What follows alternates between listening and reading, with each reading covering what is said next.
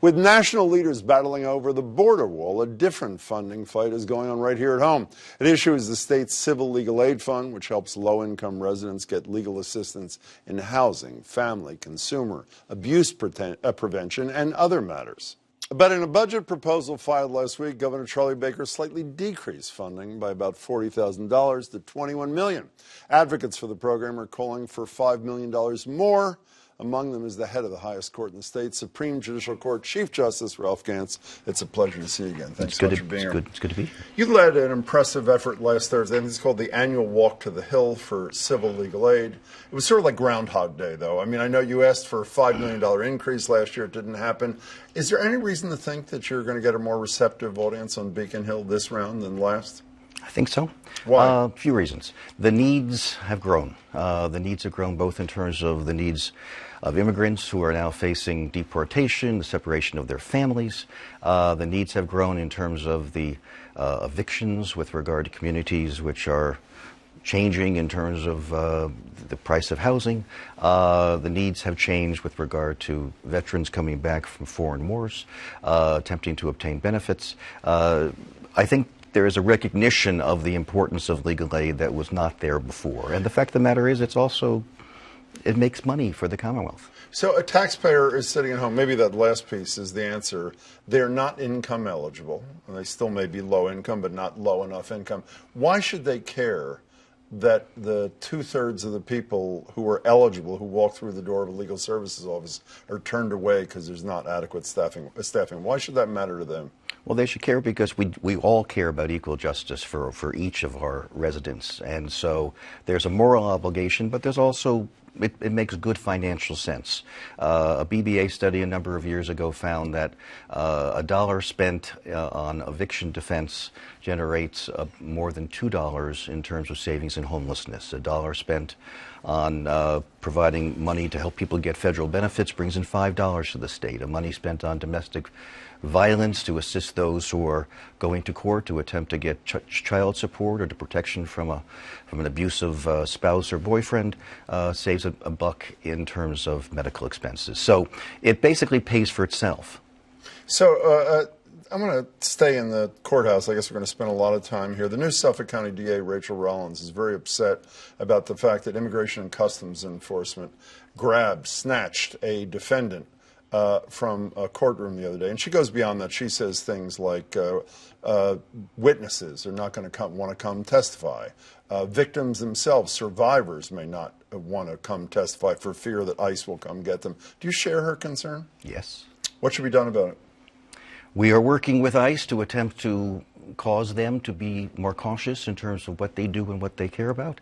The fact of the matter is, and we have also worked out a new agreement with ICE, the trial court. At one point, they would not bring individuals in ICE custody to courts for fear that they would not get them back. We have made clear to them that although we cannot hold somebody for ICE if they're not presently in ICE custody, if they are in ICE custody and they come to court, we will return them to ICE custody unless they're sentenced to jail or put into one of our facilities for reasons of having committed a crime or not being able to make bail. You know, in a related matter, Chief Justice, you've been outspoken voicing concern about threats to the independence of the judiciary when there are calls for removal of judges in the state when there's concern about their outcome. Does that concern apply to governors, too? Because not so long ago, as you know, Charlie Baker called for the removal, at least from criminal matters, of a Judge Shelley Joseph after the judge apparently allowed a twice-deported defendant in a criminal matter to depart through a back door. And as I say, he said that she should not get any criminal cases during the pendency of whatever investigation. Was he threatening the independence of the judiciary, in your estimation, by that call? That was not the happiest moment with regard to the governor, to be candid. So the fact of the matter is, we have a governor who is protective of The judiciary, I have a very good relationship with the governor and his legal counsel, but that was a moment in which I think he stretched beyond his reach. Do you call him, I don't know what's appropriate and what's not, do you call him at moments like that and say what you just said to me, or some variation? I privately communicated my concerns. In that individual case you did? Yes. Speaking of independence of the judiciary, when the President of the United States talks about, in addition to attacking individual jurists, talks about Obama judges when he doesn't like outcomes, is that not a threat to the independence of the judiciary too? The legitimacy of the courts is incredibly important to our freedoms. I mean, the fact of the matter is the Soviets had a wonderful constitution, but they had no court. They had no court with the power to enforce it. So unless we have courts which are able to interpret the law and to determine what is constitutional and to have the executive enforce it, then all of the freedoms we have are meaningless. You're avoiding speaking to the issue of the president. Is he a threat to the independence of the judiciary in your estimation? He has been at times, yes. You know, there's another justice on a different court who had a hearing in front of the Senate Judiciary Committee not too long ago. I want to show you just a tad of Judge Kavanaugh, now Justice Kavanaugh's testimony. Here it is. You're saying there's never been a case where you drank so much that you didn't remember what happened the night before or part of what happened? You're asking about, blackout. I don't know. Have you? A lot of people were appalled by his performance. Obviously not a majority of the Republican senators there.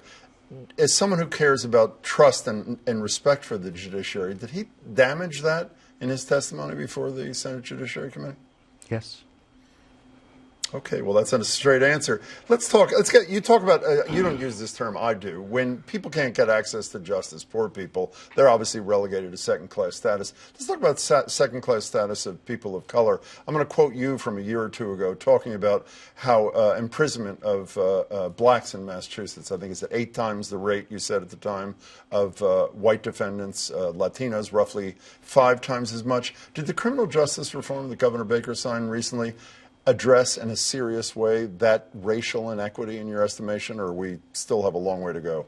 I'm not sure that it addressed precisely the issue of race. We are confronting the issue of race in our courts. It is a top priority for us to be examining ourselves and what we do, both in terms of the diversity of our workforce, but also in terms of concerns about unconscious bias. How are you dealing with the issue of unconscious? Are you convinced it is unconscious bias as opposed to conscious bias, for example? Obviously, there is in the world some degree of conscious bias, but frankly, I think the more concern that I have among what judges and clerks do every day is an unconscious bias. Did they, by at least eliminating some of the mandatory minimum sentencing? I don't think they went as far as you would like, or the Sentencing Commission suggested, get rid of all of it except for murder. Did the legislature and the governor at least address in part, because most people, at least I believe this to be true, who are subject to mandatory minimum sentences are people of color, are they not? Am I right about that? There is no doubt that if you look over time in terms of of persons of color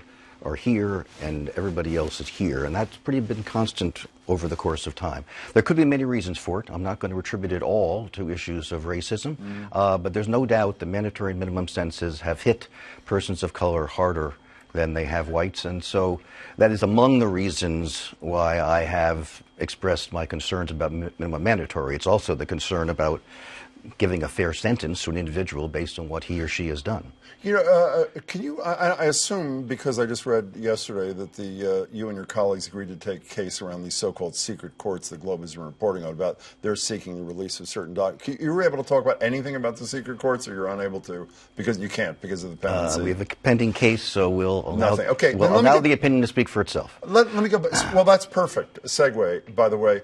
One of the reasons why I think there's so much problem the public and occasionally a governor has with a judge is because of these arcane rules, that's my word, not yours, about the ability of a judge to explain his or her decision. Why should a judge, as long as he or she doesn't compromise the case itself, when there's great controversy, why shouldn't the judge, a public official, be able to tell me and the people watching at home why she let that defendant out the back door, why the judge that the governor wanted completely removed decided to give a lower sentence so that the defendant would not be deported? Why shouldn't they explain that to us?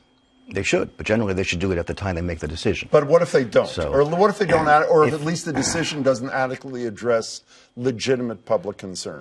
If they don't, then they can prepare a memorandum of decision immediately after to articulate their reasons. But what they did is what they did. So you don't want a 2 or 3 month later explanation of it to affect the interpretation of what occurred at the time. But are they permitted to do these memorandums you mentioned Yeah, that explains it, fleshes it out a little bit for us? I've done it. When I was a Superior Court judge and was criticized, I wrote a memorandum of decision to explain why I did what I did. You've been in this job 5 years? 5 years as chief, 10 years on the court. Is this fun? I know that's a weird word, but is it fun being the Chief Justice? It is a great blessing. Why? Why?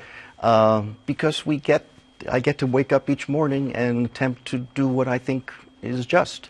So few of us have the opportunity to be able to interpret the Constitution and preserve it as we think it should be preserved, and to be able to accomplish justice. That is a great blessing which has been given to me and my other 6 justices. It's clear you obviously feel that. Chief Justice, it's a pleasure to see you. Thank you so much for being here, Chief Justice Ralph Gants.